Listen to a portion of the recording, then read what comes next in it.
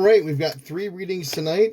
I don't think I'm going to read to you on Thursday nights just because I don't have enough time in the night. I can't read to you at 11 o'clock at night. Just I'm wore out by then. So we won't do readings on Thursdays, and we'll double up on Fridays. How about that? So tonight, Genesis chapter 39, 40, and 41 for the first reading. Now Joseph had been taken down to Egypt. Potiphar, an Egyptian, who was one of Pharaoh's officials, the captain of the guard, bought him from the Ishmaelites who had taken him there. The Lord was with Joseph, so that he prospered, and he lived in the house of his Egyptian master. When his master saw that the Lord was with him, and that the Lord gave him success in everything he did, Joseph found favor in his eyes and became his attendant.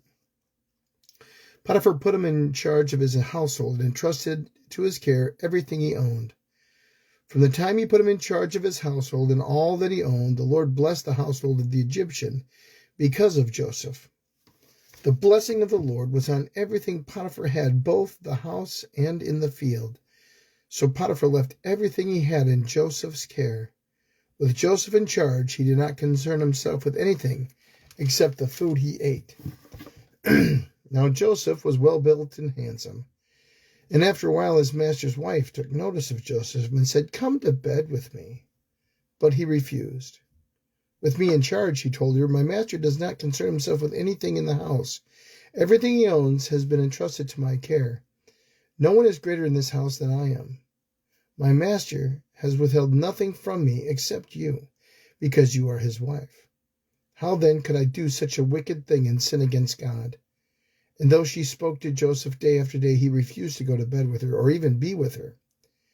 One day he went into the house to attend to his duties, and none of the household servants was inside. She caught him by his cloak and said, "Come to bed with me." But he left his cloak in her hand and ran out of the house. When she saw that he had left his cloak in her hand and run out of the house, she called her household servants. "Look," she said to them, "this Hebrew has been brought to make us to make sport of us. He came in here to sleep with me, but I screamed. When he heard me scream for help, he left his cloak beside me and ran out of the house." She kept his cloak beside her until his master came home. Then she told him the story. "That Hebrew slave you brought us came to make sport of me, but as soon as I screamed for help, he left his cloak beside me and ran out of the house." When his master heard the story his wife had told him, saying, "This is how your slave treated me," he burned with anger. Joseph's master took him and put him in prison, the place where the king's prisoners were confined. But while Joseph was there in prison, the Lord was with him. He showed him kindness and granted him favor in the eyes of the prison warden. So the warden put Joseph in charge of all those held in the prison, and he was made responsible for all that was done there. The warden paid no attention to anything under Joseph's care because the Lord was with Joseph and gave him success in whatever he did. Chapter 40. Sometime later, the cupbearer and the baker of the king of Egypt offended their master, the king of Egypt.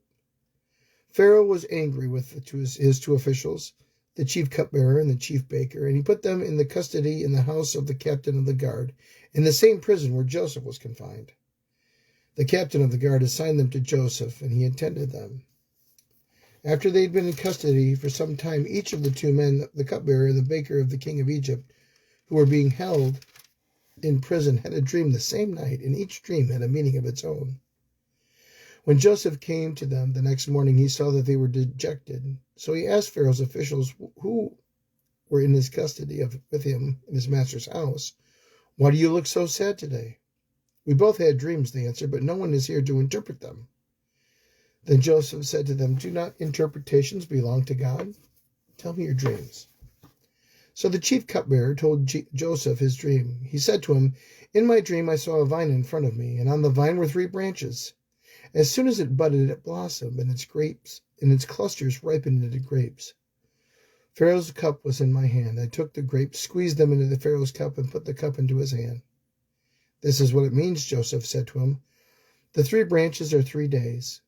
Within 3 days, Pharaoh will lift up your head and restore you to your position, and you will put Pharaoh's cup into his hand, just as you used to when you were his cupbearer."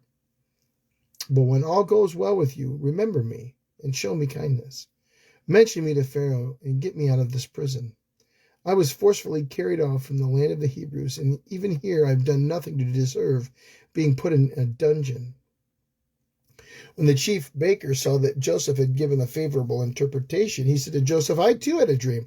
On my head were 3 baskets of bread. In the top basket were all kinds of baked goods for Pharaoh, but the birds were eating them out of the basket on my head."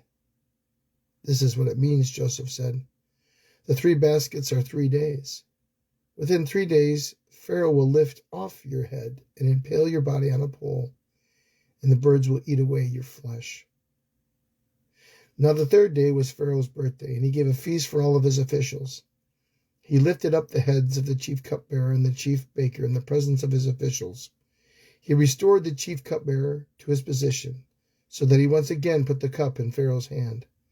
But he impaled the chief baker, just as Joseph had said to them in his interpretation. The chief cupbearer, however, did not remember Joseph. He forgot him. Chapter 41. When 2 full years had passed, Pharaoh had a dream. He was standing by the Nile, when out of the river there came up 7 cows, sleek and fat, and they grazed among the reeds. After them 7 other cows, ugly and gaunt, came up out of the Nile and stood beside those on the river bank. And the cows that were ugly and gaunt ate up the 7 sleek, fat cows. Then Pharaoh woke up. He fell asleep again and had a second dream. 7 heads of grain, healthy and good, were growing on a single stalk. After them 7 other heads of grain sprouted, thin and scorched by the east wind. The thin heads of grain swallowed up the 7 healthy, full heads. Then Pharaoh woke up. It had been a dream. In the morning his mind was troubled, so he sent for all of his magicians and wise men of Egypt. Pharaoh told them his dreams, but no one could interpret them for him. Then the chief cupbearer said to Pharaoh, "Today I am reminded of my shortcomings. Pharaoh was once angry with his servants, and he imprisoned me and the chief baker in the house of the captain of the guard. Each of us had a dream that same night, and each dream had a meaning of its own. Now a young Hebrew was there with us, a servant of the captain of the guard. So we told him our dreams, and he interpreted them for us, giving each man the interpretation of his dream. And things turned out exactly as he interpreted them to us. I was restored to my position, and the other man was impaled." So Pharaoh sent for Joseph, and he was quickly brought up from the dungeon. When he had shaven and changed his clothes, he came before Pharaoh. Pharaoh said to Joseph, "I had a dream, and no one can interpret it, but I've heard it said that you can hear a dream, you can interpret it." "I cannot do it," Joseph replied to Pharaoh, "but God will give Pharaoh the answer he desires." Then Pharaoh said to Joseph, "In my dream I was standing on the bank of the Nile, when out of the river there came up 7 cows, fat and sleek, and they grazed among the reeds. After them 7 other cows came up, scrawny and very ugly and lean. I had never seen such ugly cows in all the land of Egypt. The lean, ugly cows ate up the 7 fat cows that came up first.